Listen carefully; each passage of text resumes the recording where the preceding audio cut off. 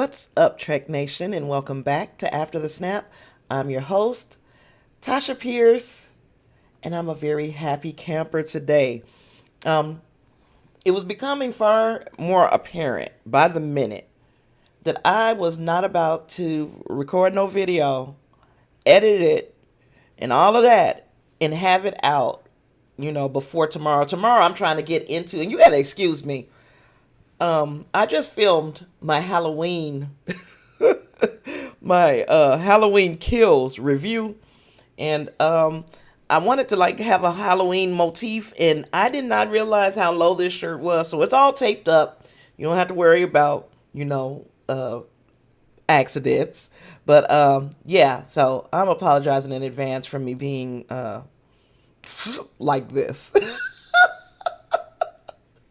Oh, anyhow, the season finale of Star Trek Lower Decks means that after 10 weeks of covering this animated Star Trek show, I'm going to have a week off. So, yay, yay for me. I knew that I wasn't about to record a video, edit it, and all that stuff. Life. So, I said the best thing to do is to just get on here and just talk for a little while about Star Trek Lower Decks Season 2 finale. But before I get into that real big, let me tell you, I was a guest host, and I know you guys might be tired of hearing me talk about it. But I was a guest host on Discussing Trek this week, where actually last week, where we talked about the Wedge Douche, three ships. We talked about that episode, and I had such a good time bouncing ideas off of some fellow Trekkies. They do such an outstanding job, and I just wanted to make sure you guys are checking them out. I know I tell you all the time. You can check them out at discussingtrek.com. They have access to the latest episode. That's what you're looking at right here. And you can also, you can also subscribe to them, because I'm telling you, it's not a waste of time. They are very thoughtful and informed Trekkies. So I appreciate them having me once again. And yeah, I'm encouraging everybody to check it out, not just for me, but because they do an outstanding job.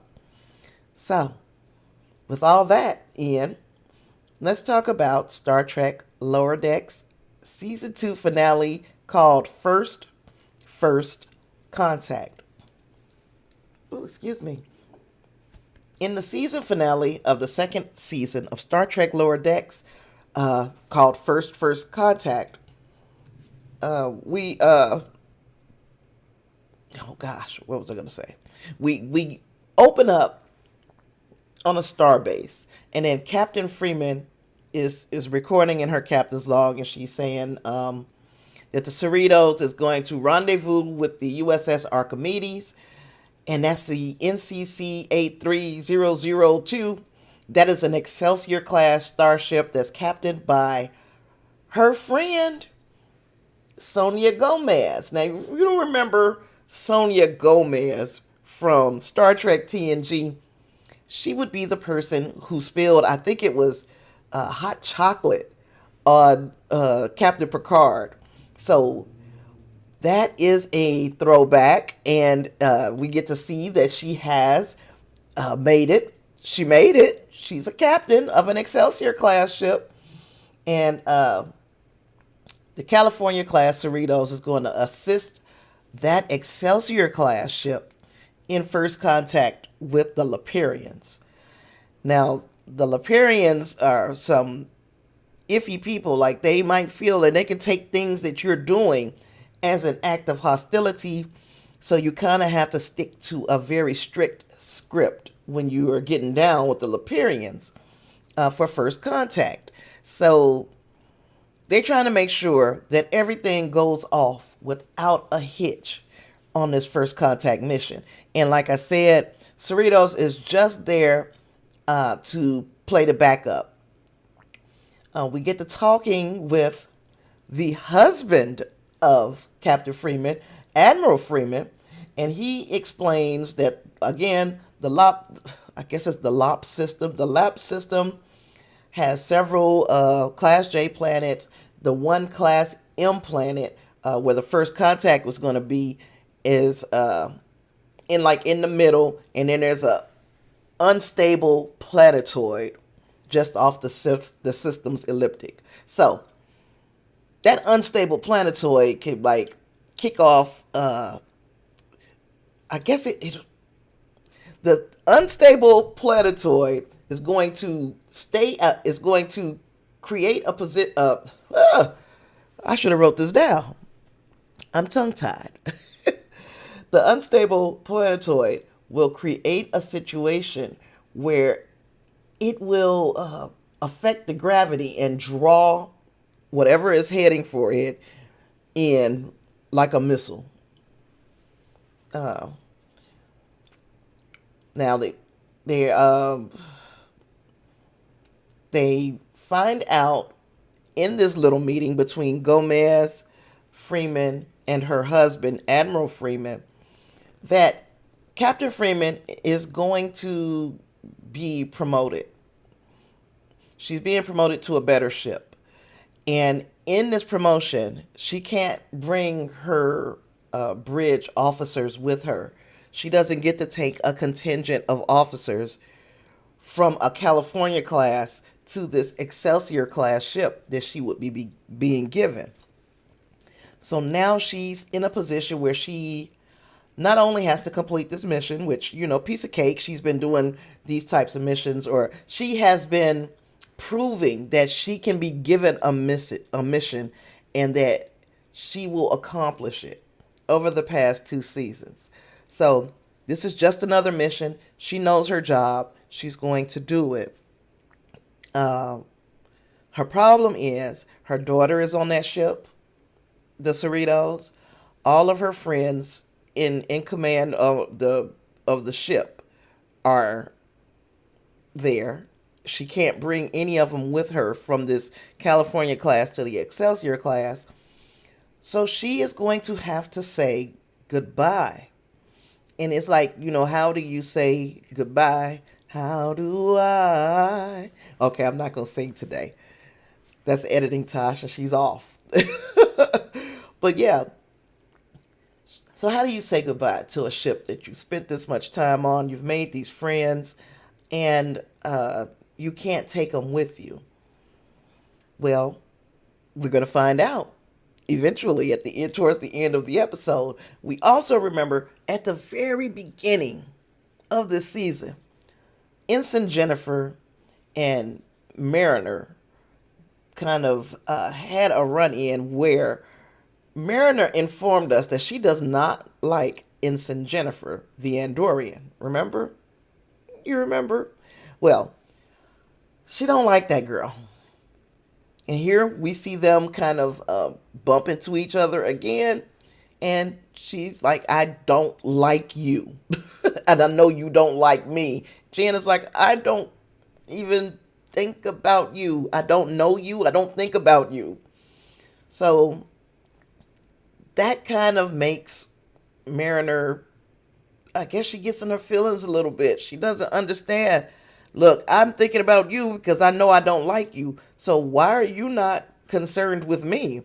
Okay, so in this hallway where she runs into Ensign Jennifer goes on about her business. She's not thinking about Mariner or not liking her or nothing else. She's not thinking about her. But Mariner is now in position where she can hear her mother, Captain Freeman, and Captain Gomez talking.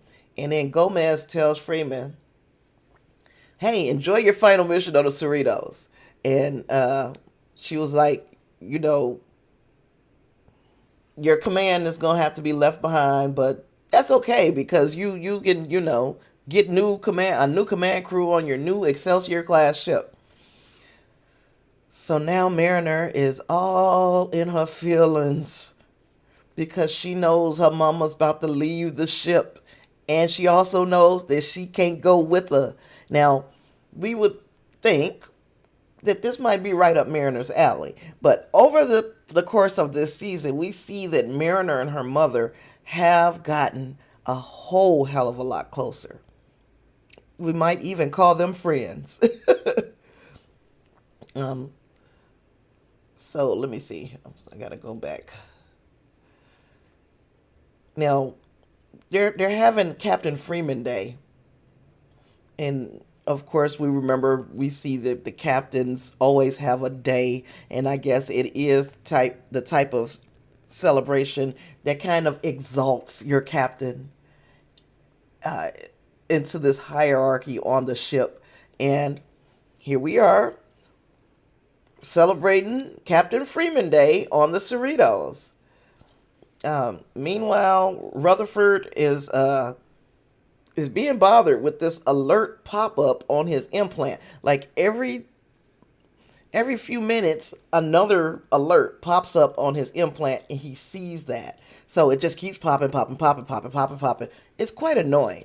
Everywhere he goes, he has to kind of look around this situation that he's got on his face with this with these alert pop-ups. So that's something that Rutherford is dealing with, and he wants Boimler to take his shift in cetacean ops that we actually get to see.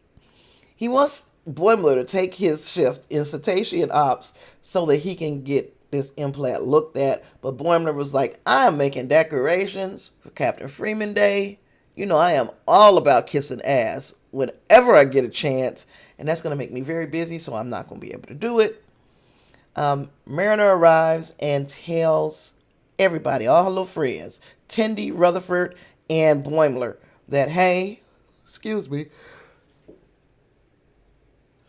excuse me, I'm so sorry. She tells Tendi, Boimler, and Rutherford, you didn't like the pop-up thing, Clearance? I didn't know you were there. I thought I was talking to myself.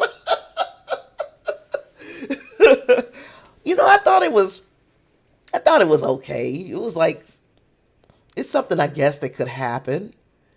The only thing because now I like the fact that you said that, because now I got somebody to play off of. But I liked that it wasn't just something that was happening, that it actually uh, was a way to drive something else. Because now we wondering what the heck happened to Rutherford. At least I'm wondering, like, okay, what is it that they thought that they got out and that he would forget that he's now remembering? So that's what I guess makes me like that plot point. Um, so let me, where was I? Where was I? Where was I? Oh, so now Mariner is telling them that, hey, my mother's about to be promoted. I hate this idea, and blah, blah, blah. And she finally had to admit and face the fact that the reason why she's got such a problem with her mother being promoted is because she does not want to be without her. So now we know Mariner's just in her feelings. Is he a secret agent? I wonder if that's the case, because I've been thinking, even though uh, I guess that's been debunked by a previous episode that something is up with Mariner, but it could be like could be recording everything that's going on in the ship through his implant. So that is something to think about. He might be the mole on the ship, or it could be anything. Now you got me thinking. But I like that. I like that. So Boimler is all about Captain Freeman Day, and all he's concerned about is whether this promotion is going to interfere with all the butt kissing he doing for Captain Freeman Day. So he's going to ask Ransom to move that date up.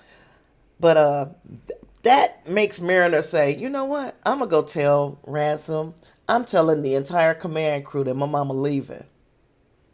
Now that, to me, was a little messed up. I don't understand why she thought that would be a good idea, but she did it. But I mean, I don't think Mariner thinks before she does a lot of this stuff. She just does things. So when she tells the command crew, they are upset as expected, and they began to act out at the beginning of this mission. So now we've gotten to the point where we're on the bridge. We are accompanying, I hate saying that word, that Y-I-N-G, I can't do that. They are accompanying um, Sonia Gomez's ship into this first contact. The Archimedes is going to the first contact. So Captain Gomez is like, "Hey, we'll see you in the lab system. You guys just hang out here, and we'll catch you when we're coming back." So Freeman is basically in a position now where she's facing some very angry command crew members, and we got to finish this mission. She was telling them, I would tell you would have told you myself. I was waiting for the right moment. This was not the right moment. So now we got to face something that I wasn't ready to face. And she's mad at Mariner for doing it. Now Mariner in the lead up of this, I guess her and her mother, nope, I'm skipping something. So they go to the ready room because Freeman is like, "Look, we can't be acting like this on this bridge, so take it all to the ready room." They are all upset that she wasn't telling them and that she can't take anybody with her, which I still think is messed up. I've been shipped around from one store to another, and I was at least able to take a little group with me that I knew was going to who already had bought into my system. So once they bought into my system, it's easy to I've got this team that already is on. So now all I have to do is convince these new people that we encounter. But instead, you're going to put this woman someplace where she has to implement a system and then get them to buy into it. And that I don't think that's fair. um, let's see. Billups. Billups not only went off, he cursed. He had a whole fit. I was shocked and surprised. You know what, Clarence? It would be like me hearing you. Just all of a sudden just turn into me. And that is what Billups did. Billups turned into one of the other officers, and I couldn't believe what I was hearing. And Freeman was shocked as well. Yeah, she surprised. He surprised her quite a bit. Let me see. And now Tendi believes that Dr. Tiana wants her off the ship, that she's about to transfer her out of there. And so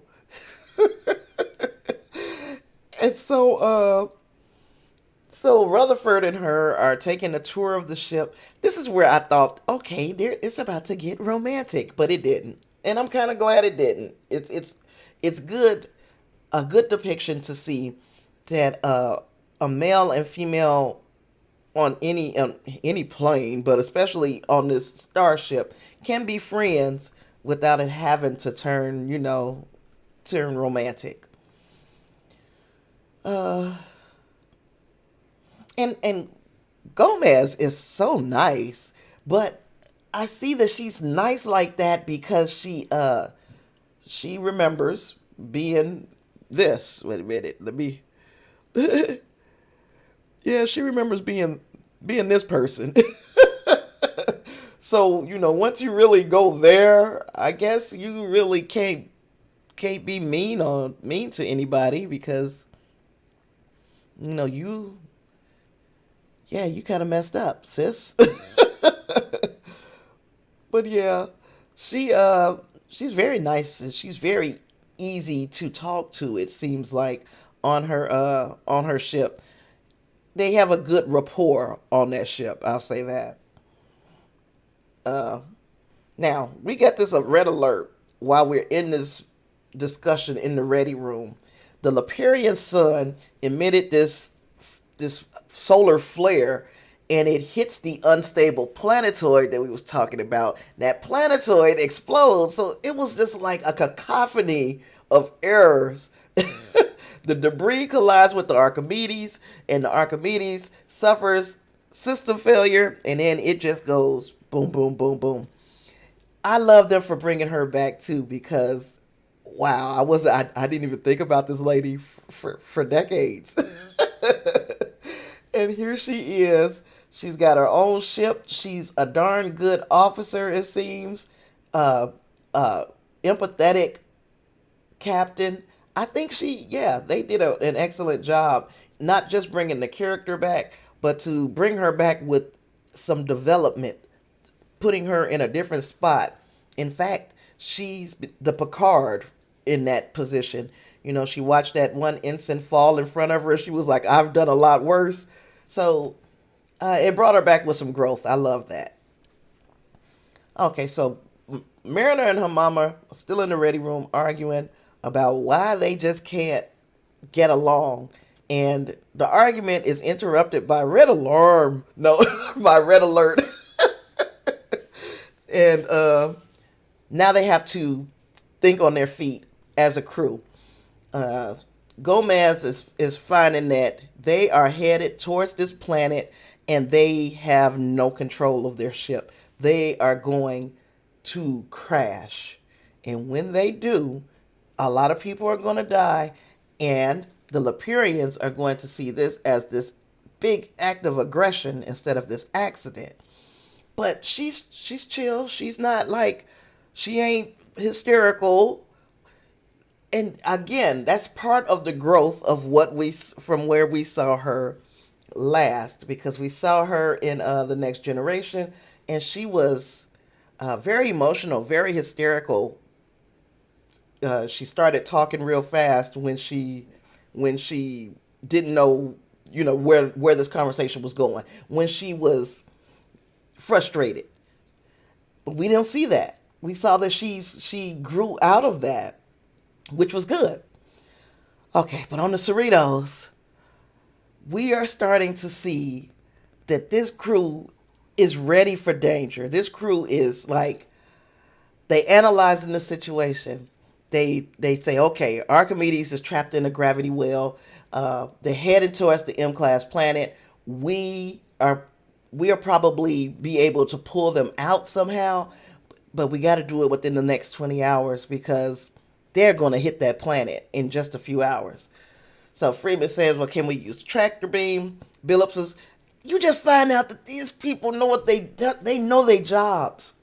Billups is like, no, you can't do that, because if we go into this debris, even a small little pebble could knock out our ship systems. So we can't go into the debris, especially to pull them with this tractor beam. The deflector can't be used because any energy field will draw the debris to the ship, and they can't warp past the debris. So Freeman says they need to break the rules, and they turn and look at Mariner like, here's your time to shine, and she don't even know what to do. So I liked that. It would have been just too easy for Mariner to say, oh, we could just do this, and this. She knows a whole lot about breaking rules and stretching the rules a bit, but this wasn't in her wheelhouse.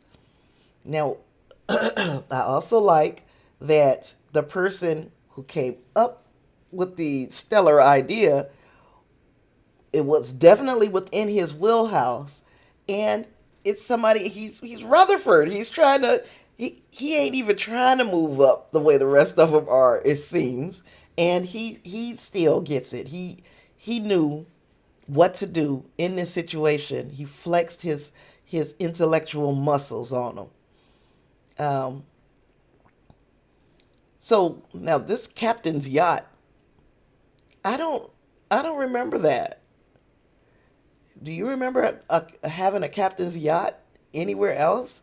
I don't remember that. So they head to the captain's yacht, and although she was like, I got this hydro scoot record so I can get out there and navigate the debris and save the day. So her Mariner and her mama are arguing because she's like, I'm going with you. If you're going down there, I'm going with you. They're arguing, and Rutherford and Tindy pop out from behind this yacht because they're still touring the ship on their Tindy's farewell trip tour. Rutherford tells them, this is where he tells them that, hey, I know how we can do it. We can take the shield, we can lower the shields and take off the hull panels on Nemesis Enterprise E. I don't even remember that. I'm gonna have to go back. Oh, so yeah, so they take they lower the shields, then they start as a whole crew taking all the hull panels off of the ship, and they only have 11 hours to do this. So they called everybody, all hands on deck, no matter what you do as a day job right now. We need to take these panels off of the hull take these hull panels off of the ship so that we can go through this debris and stop and rescue, I guess, to rescue the Archimedes. Then we see them all just boom, all on the outside using their ships, their boots, then going from one hull panel to another. And I guess that was the first contact when Enterprise had to confront the Borg in the vacuum of space. So we saw this before, but I really enjoyed seeing it, and it didn't like go off perfectly. Things still happened, and it looked realistic. I enjoyed it. Of course, Rutherford still has this alert popping up. Billups hits him with this thing. I don't know what the thing was. I don't know what to call it. and he tells Rutherford, "Hey, you're out of memory. You need to free up some space on that thing." And that's when Rutherford says, I don't want to erase nothing with Tindy because I don't want to forget her again. And I was like, oh. He was like, I don't want to forget her. I don't want all the memories that we have. Oh, Insurrection. I don't even know if now I'm in Jonathan territory because I don't know if I've seen Insurrection. I had to have seen it. I don't remember it. That's crazy. Yeah, I'm gonna have to revisit the movies, I think. Especially when they doing these kind of cuts where now, what I don't know is glaring because they're bringing it up quite a bit on especially on this one, Lower Decks.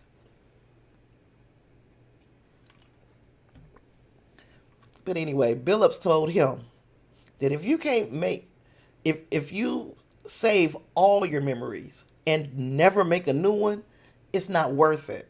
So he frees up some space. When he frees up that space, that's when we got that glitch that we weren't supposed to see, and I guess it's going to tell us of the arc that Rutherford will possibly be going next season. But anyhow, let me see. We saw all of the crew doing everything that they're supposed to do to save another ship and pulling all this hull plating off. And there was one more plate, and this is where we finally get to see cetacean ops. Where the little dolphins, and those are some freaky dolphins. I was like, why do y'all keep wanting Rutherford to get in this water with y'all? It was actually pretty scary. It was like you could just take your shirt off and jump right in. And I didn't like the freaky dolphins, but I mean they're better than the freaky gamados, or whatever they were. But the dolphins were, yeah, they were some freaks. But anyhow, there was that one piece that they could not get off of the hull, so they knew that they had to pull it from the inside. Huh? Well, anyhow, they knew they had to pull it out from the inside, and Mariner ends up, because Boimler needed to be on the outside. Boimler had to go under the water to pull this plug to make that piece uh, release on the outside of the ship. And as he does that, I don't think he's a very good swimmer, because he didn't look like he wanted to do this. He did it because he had to, and he nearly drowned. And that kind of hurt my little feelings too, even though I knew that he was going to survive, because you can't kill Boimler. So I knew he was going to survive. And I like the fact that the dolphins helped to save him. But I also, why didn't the dolphins help him pull that shit off? The more I think about this, because and this is exactly where my mind was with the Halloween thing. Some things, after I talk about it for a little while, I start thinking, and it's best for me to not think, because just like the Halloween movie, I'm like, if y'all thought Michael Myers was coming back, why didn't y'all just move? Why do you have to stay in this town in Illinois? But okay, there's that. And then on this, if them dolphins is down there and uh they could pull Boimler to safety, couldn't they have pulled him so that while he was pulling, they could have been pulling him, and it would have gotten loose without him damn near drowning? But anyhow, that's just me. Maybe I need to watch it again because I might have missed something. uh, let's see, where was I?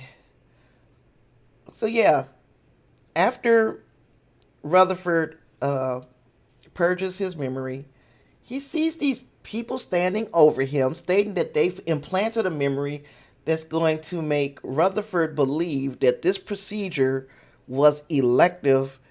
So we now know that this procedure was not elective. He is some type of special agent. He's a Manchurian candidate, is what he is. Yeah, he doesn't know that he's a spy, but he's a spy. So anyhow, we did the. I didn't know that those whales had. They not dolphins. They whales. Silly me. Oh gosh. Yeah, but they freaks. It doesn't change anything. Um, Mariner was on the outside of the ship, and she almost floated away, which would have been extremely sad. And what's her name?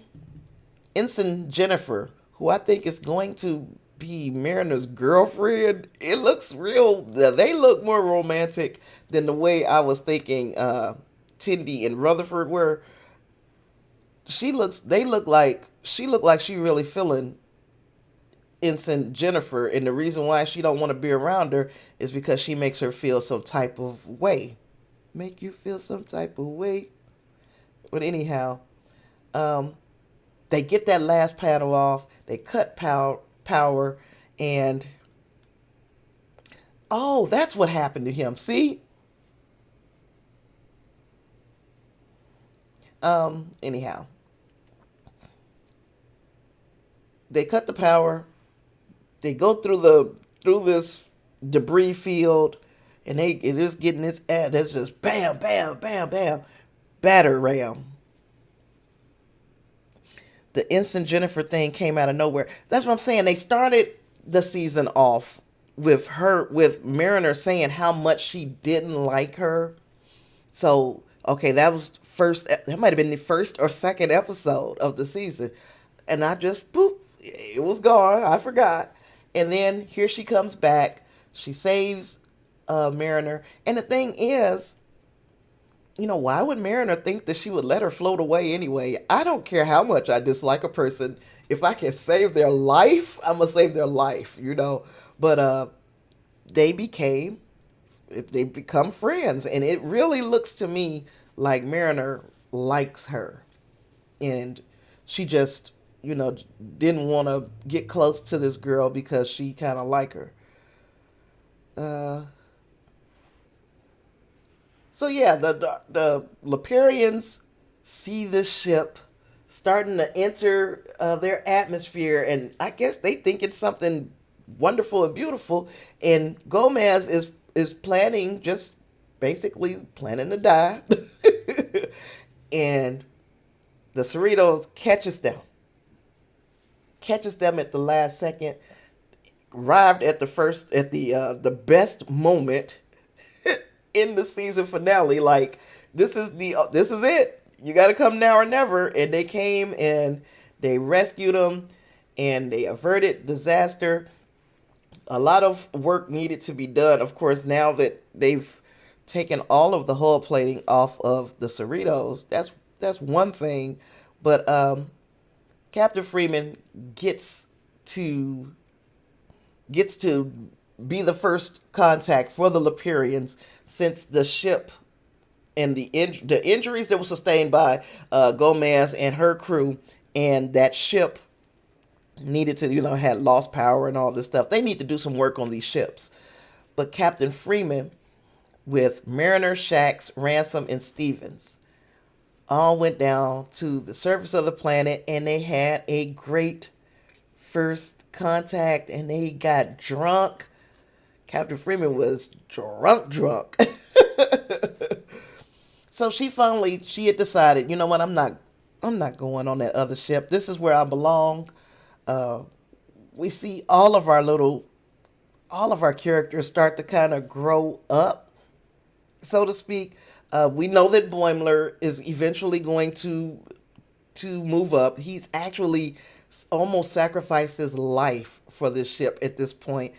Boimler, to me, from the beginning of the season, or even let's say from the time that we met him in season 1 of Lower Decks to now, he has grown so much, and I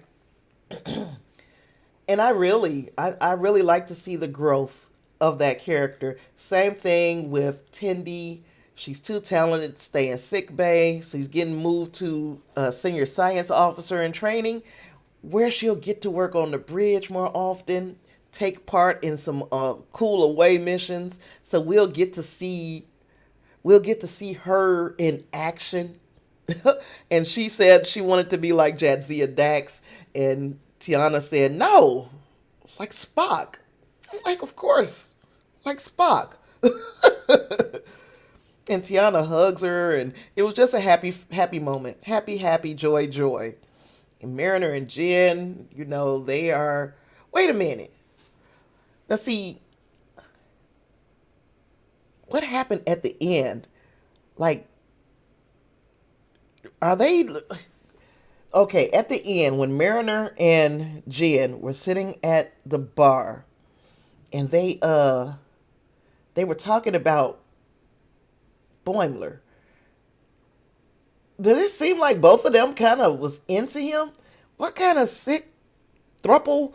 And I can't say sick, because now I'm gonna fully disclose something that I don't need to, but it's not my business. It's my son's. Last year, I don't think anybody could have imagined my shock to find out that my son and his girlfriend had a girlfriend. I'm like, I don't understand. This is all too crazy.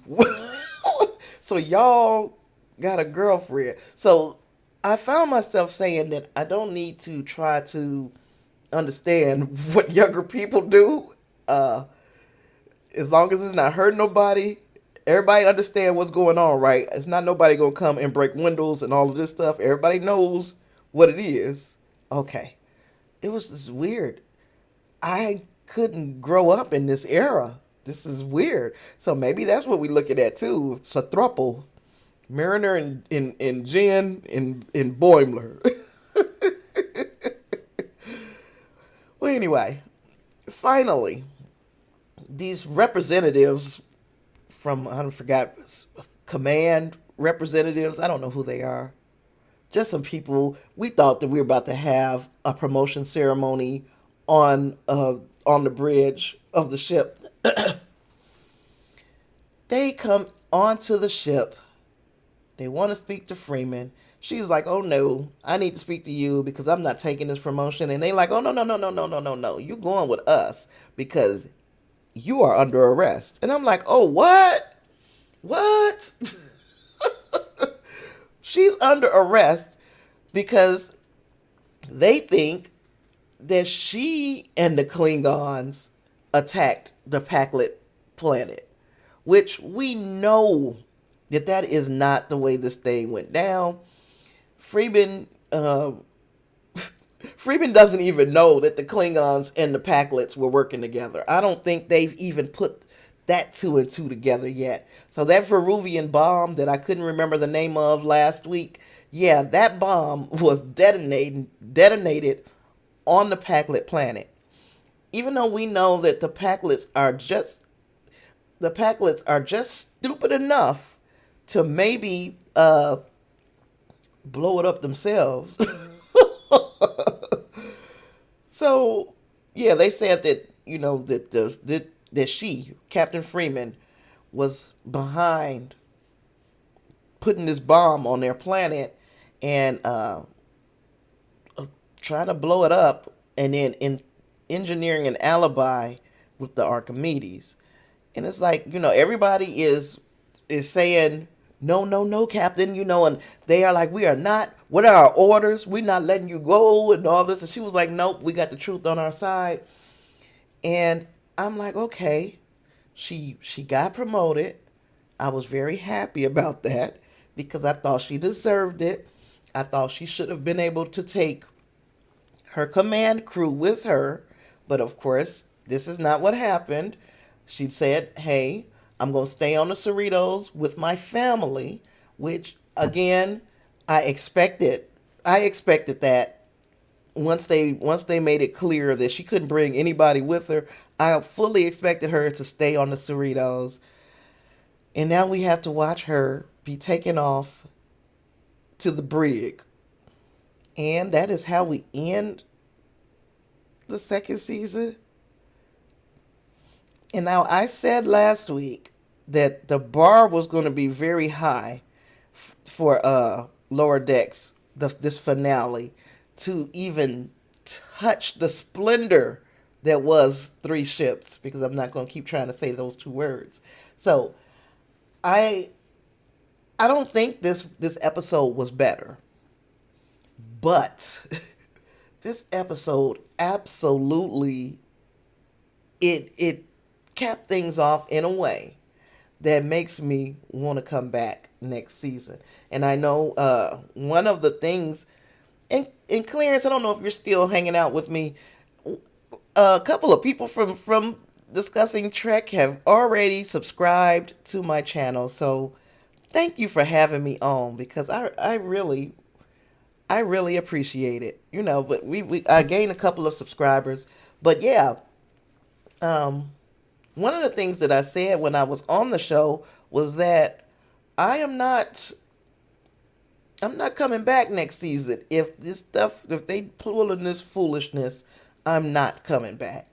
I don't want to see a whole bunch of sex references, and I don't want to see other stuff. Some of the other stuff that we saw. So, and now I feel like after 10 weeks of watching Star Trek Lower Decks, the characters have grown on me. I like seeing the changes, positive changes in our characters, and then they kind of reeled me in with these last couple of little storylines, and I'll be back, I think. So if God willing, if I'm still here next year when Lower Decks comes back around, I guess I'll be watching it because I'm intrigued. I want to know what happens with. We know that what's her name, Freeman, is not going to stay in jail. How are we getting out of this? Who is going to be the one to figure it out? What is going on with Rutherford? What is going on with Mariner and Jen and maybe Boimler? And what all of these things, these questions I can't just let it go. So I will be back. I will be back. Now, on my regular scale of 1 to 5 for first contact, um, let's see, agreed. They just need to make every episode as good as the last two. And now we know they can do it. We know they can do it. They put together two strong episodes. I haven't even got given my score for this one yet, and I would say this one is a 4 out of 5. It was it was really good to me. I enjoyed it, and now that I know that they can do this, I just don't want to see the silly stuff. I really I would like to see more of this. This is actually smart. It's like smart. It's got depth and feeling, and it's not just how many different ways can we slip on a banana peel. You know, it is it's Star Trek in an animated form, and this is what I signed on for when I said I wanted to watch this from the beginning. Yes, I am very interested to seeing what the differences is or will be in the Prodigy series, but right now, you know, Star Trek Lower Decks actually grew on me. They've shown me that they know what Star Trek is, that they know how to tell a good story, and I'm going to give an opportunity next season for them to do that. So that is my thoughts and the stuff that I think about Star Trek Lower Decks for the season. Let me see, for a season score on a 1 to 5, I'll probably give this season a 3.5. I think it may get more serious because of Prodigy envy. I hope that they do push each other. You know, that's the way we used to do basketball practice, track practice, and be like, don't take it easy.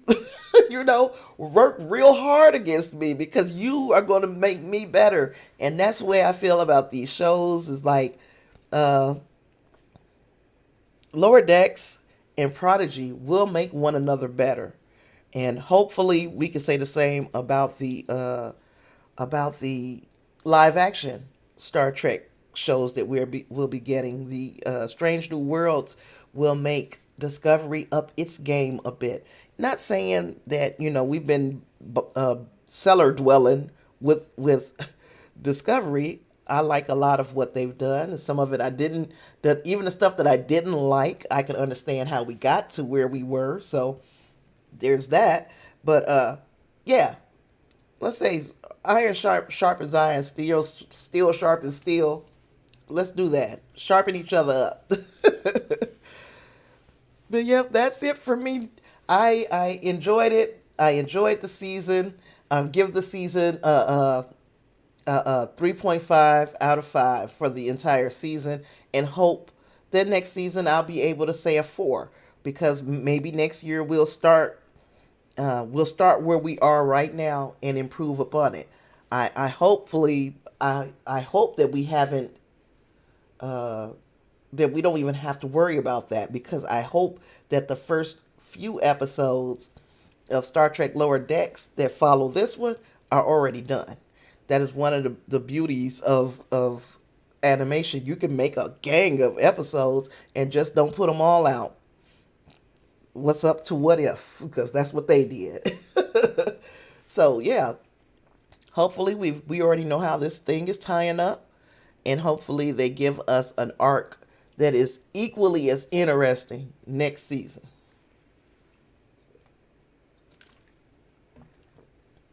And then one more thing before I go. Um, you know, I put on Facebook that one of my friends was in need of prayer, and you know that's tough for me to even say. But I know what I know. You know what I'm saying, and I can act like a tough ass and all this shit, but I know prayer works. So if you're a praying person and you're watching this now or on the rebroadcast, keep my friend Lysandra in your prayers.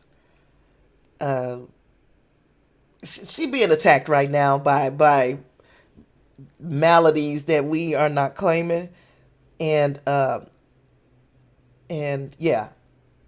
So the more people, the merrier. You know, a lot of you have met her in the chat on various live streams. So yeah, um, I'm just thinking very heavily about my friend, and I want you all to keep her in your thoughts and your prayers. And that's it. That's all. I don't have nothing else. I am will not be doing weekly wrap up tomorrow because tomorrow is the DC fandom event, and I'm gonna be all up in that thing.